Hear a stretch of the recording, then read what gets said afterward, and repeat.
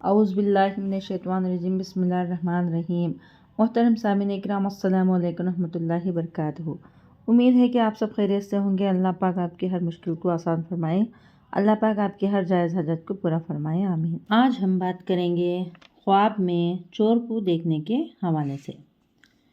اس کی مختلف صورتیں ہیں اور اس کی مختلف تعبیریں ہیں۔ مثلاً خواب میں چور کو دیکھنا، یا چور کو چوری کرتے ہوئے دیکھنا، یا چور پکڑا جانا، یا چور کو سزا دینا، وغیرہ وغیرہ۔ اس کے علاوہ اس چور سے ریلیٹڈ اس کی اور بھی کئی صورتیں ہیں اور اس کی مختلف تعبیریں ہیں۔ ان تمام کی صورتوں کو آگے چل کر اس ویڈیو میں بیان کیا جائے گا۔ تو چلیے شروع کرتے ہیں ہم آج کے موضوع خواب میں چور کو دیکھنے کے حوالے سے۔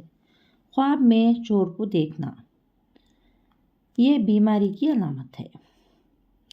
خواب میں اگر چور کالا ہے تو بیماری ہے، اگر چور سرخ ہے تو خون کی بیماری ہے، اور اگر چور سفید ہے تو بلغمی بیماری ہے کی دلالت کرتی ہے۔ خواب میں چور نے چوری کی اور سامان کو ہاتھ میں اٹھا لیا ہے تو اس کی تعبیر بالکل اچھی نہیں ہے۔ یہ کسی بڑے نقصان کی علامت ہے۔ ایسا خواب دیکھنے والے کو صدقہ کرنا چاہیے، روزانہ استغفار پڑھنا چاہیے، کیونکہ صدقہ آنے والی مصیبتوں کو ٹالتا ہے۔ خواب میں چور کو چوری کرتے ہوئے دیکھتا ہے تو چور کو دیکھا ہے لیکن اس نے چوری نہیں کی۔